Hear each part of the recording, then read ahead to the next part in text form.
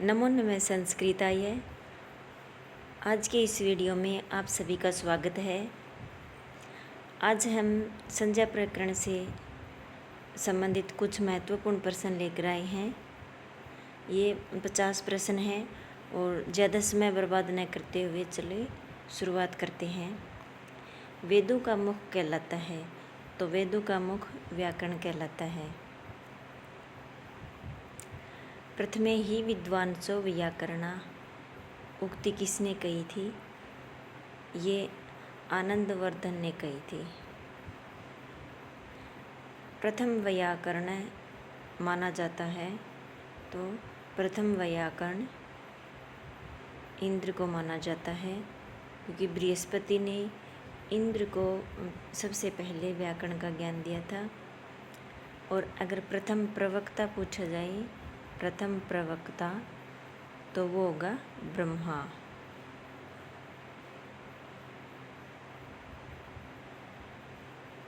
और प्रथम व्याकरण, व्याकरण यानी कि व्याकरण को जानने वाले, तो प्रथम व्याकरण है इंद्र और प्रथम प्रवक्ता ब्रह्मा।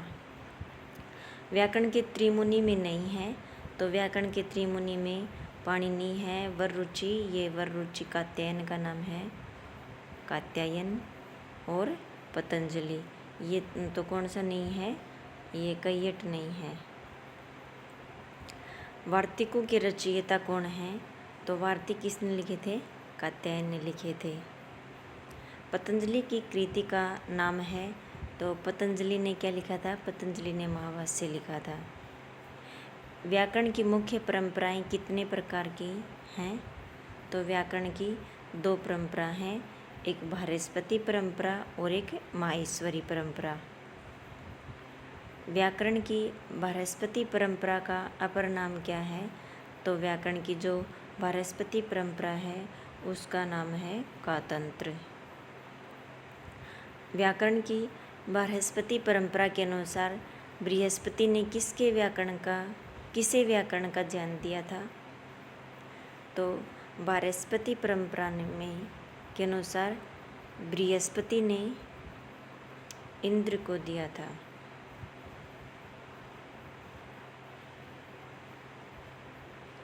वार्तिकों की कुल संख्या कितनी है? तो वार्तिकों की कुल संख्या है 836। वार्तिकों की कुल संख्या कितनी है? 836। व्याकरण की माहेश्वरी परंपरा में व्याकरण के जनक कौन हैं? तो माहेश्वरी परंपरा में व्याकरण के जनक हैं शिव, क्योंकि ऐसा माना जाता है कि शिव ने जब डमरू वादन किया था तो उसमें से 14 ध्वनि निकली थी। उन 14 ध्वनियों को पहचान कर महर्षि पाणिनि ने ये 14 माहेश्वर सूत्रों की रचना की। महाभाष्य में कितने आनिक हैं? तो महाभाष्य में 84 या 85 ये हैं। प्रक्रिया सर्वस्व के लेखक कौन हैं? तो प्रक्रिया सर्वस्व के लेखक हैं नारायण भट्ट। या क्या है? नारायण भट्ट।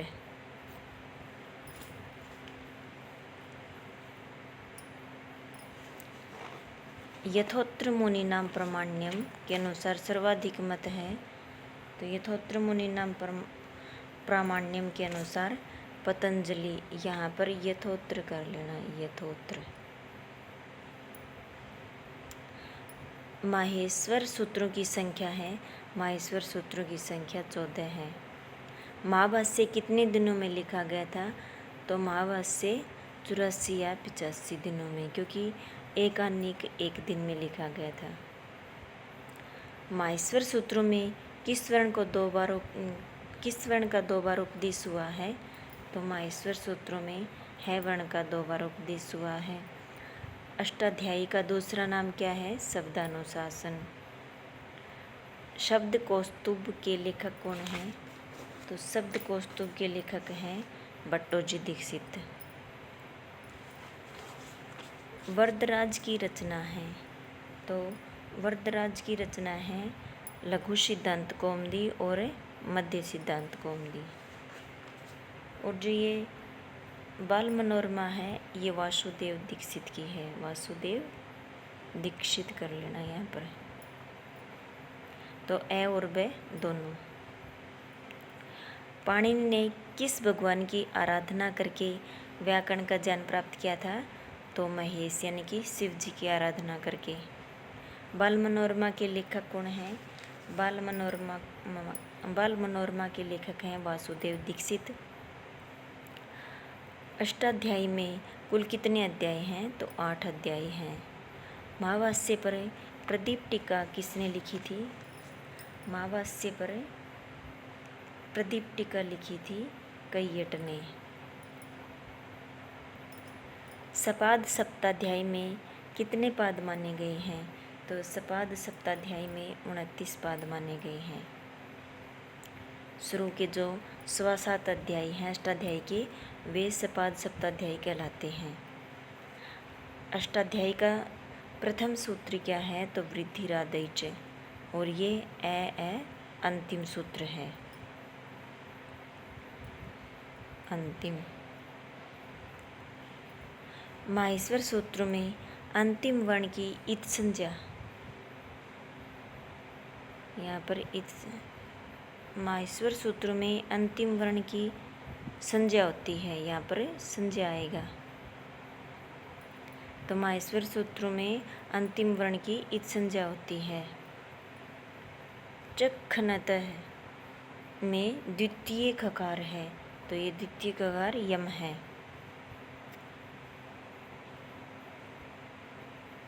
पै से पहले का अर्ध विसर्ग कहलाता है, तो पै से पहले का उपपद मानिए और क ख से पहले जीव्या मोलिए। उदित वर्णों की संख्या कितनी है? उदित वर्ण 25 हैं। स्पर्श वर्णों को ही उदित वर्ण कहा जाता है। माहेश्वर सूत्रों में स्वर संबंधी सूत्रों की संख्या 4 है। संस्कृत वर्णमाला में स्वरों की संख्या है, तो संस्कृत वर्णमाला में स्वर 9 हैं।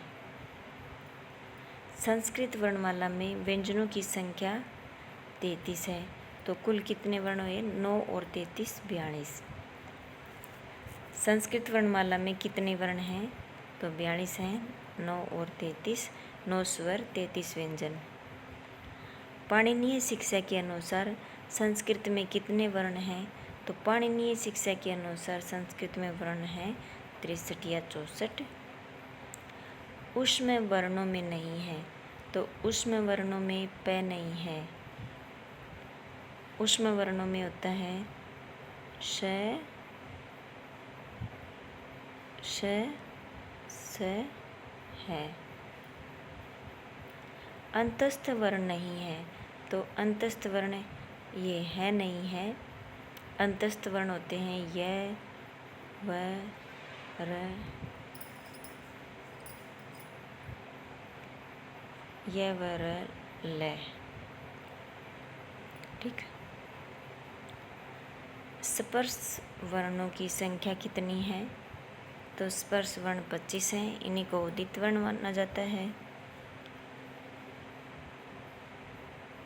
ये ज नहीं है, ये ज है। ज वर्ण में संयोजन हुआ है, तो ज वर्ण में इसको जो बहुत सारे लोग इसको ज्ञ बोलते हैं, लेकिन इसका शुद्ध उच्चारण होगा ज। तो ज में संयोजन किस किस का हुआ है? ज और य का। किस माहेश्वर सूत्र में आकार की भी इत संज्ञा हुई है? तो लण में जो ए है उसकी इत संज्ञा हुई है। ये ऐसे अर्ध विसर्ग हैं। कैसे? पहले पूर्व विद्यमान क्या कहलाता है? तो ये जीव्यामूल्य कहलाता है। कैसे? पहले जो ये अर्ध विसर्ग आता है इसको जीव्यामूल्य कहते हैं, और प फ से पहले होता है वो उपदमानीय कहलाता है। क ख से पहले जीव्यामूल्य कहलाता है। सामान्यतः प्रत्याहारों की संख्या 44 है। बाल मनोरमा में कितने प्रत्याहार गिनाए हैं? तो बाल मनोरमा में 44 प्रत्याहार गिनाए हैं। सर्वाधिक प्रत्याहार किस इत्संजक वर्ण से बने हैं? तो सर्वाधिक प्रत्याहार स व ल, इन दो प्रत्याहारों से बने हैं। अण प्रत्याहार में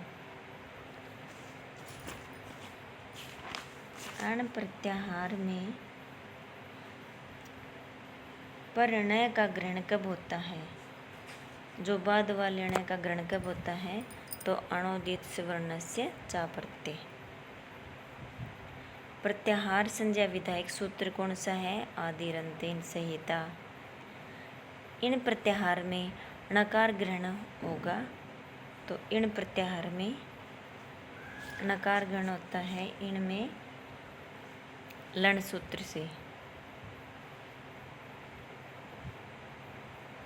तो इन प्रत्याहार में ए को छोड़कर सभी स्वर और सभी व्यंजन आ जाते हैं।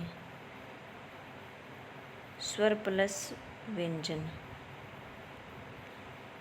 ए को छोड़कर।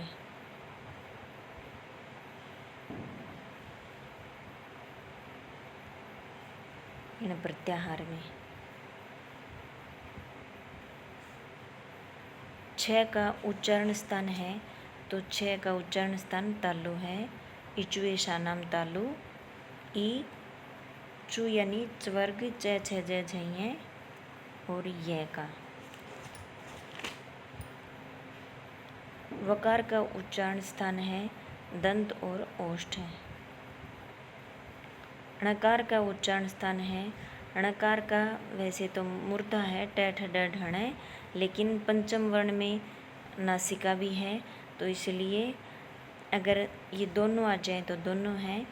अगर इनमें से कोई एक आ जाए तो वैसे तो मूर्धा है, मूर्धा और नासिका दोनों ही है। अगर नासिका नहीं हो और मूर्धा अकेला हो तो मूर्धा, और अगर ये दोनों हैं तो दोनों। तो चलिए, धन्यवाद।